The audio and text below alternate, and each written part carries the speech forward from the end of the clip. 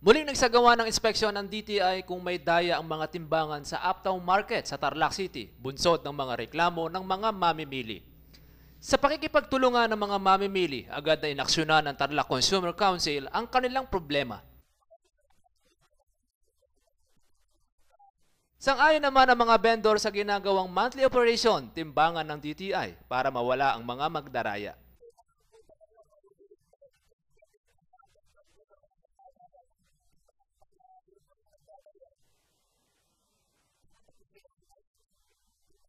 Matapos ang operasyon, mahigit 80 ang nakumpiska ng mga timbangang pasuna ang sticker at 2 ang nahulihang may daya.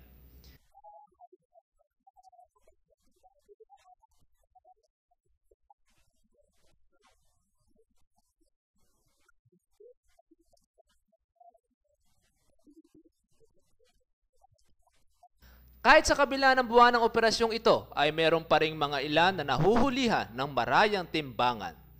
Berhilyo Bunag para sa Hataw Balita ng UNTV News Worldwide.